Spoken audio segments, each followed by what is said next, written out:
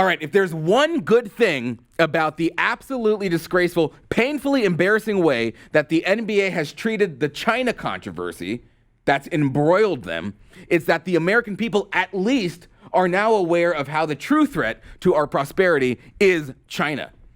You know, they have their long-term plan, China does, to become the dominant world power, and because of the NBA, we can now see that our corporate overlords in America are totally on board with that and are willing to help them accomplish that. But the NBA is not the only guilty party. The NBA is not the only guilty organization. Hollywood has been changing their movies for years. Why?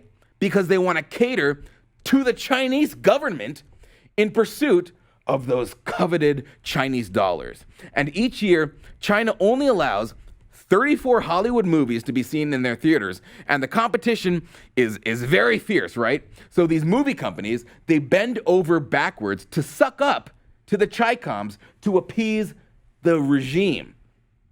Does anyone remember that horrible, awful movie? It was called Red Dawn, and it was a remake, and it was with Thor and the guy from Hunger Games. Does anyone remember that? Instead of Russia coming over to invade America, it was North Korea.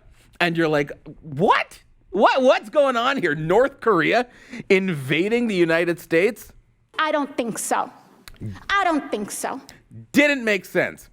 It was not believable at all. And that's because the original villain was supposed to be China. China was the evil country that invades the United States. But then the script leaked, and the Chinese state-controlled media agency, Global Times, exclaimed their extreme displeasure. They said, quote, U.S. reshoots Cold War movie to demonize China.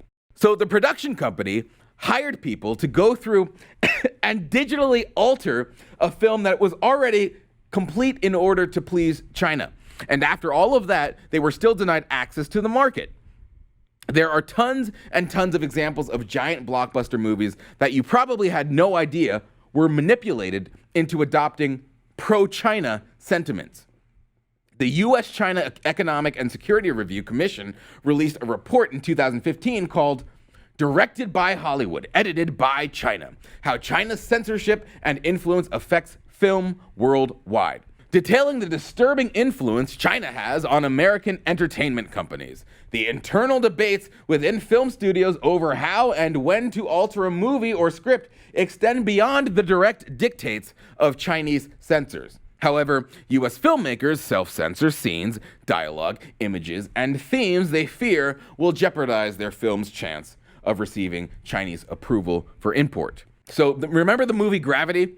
Remember the space movie Gravity with Sandra Bullock, and she gets like trapped in space and she's got this big hit? And well, it was a big explosion and it was a big smash hit in China for reasons you probably didn't even think about when watching it.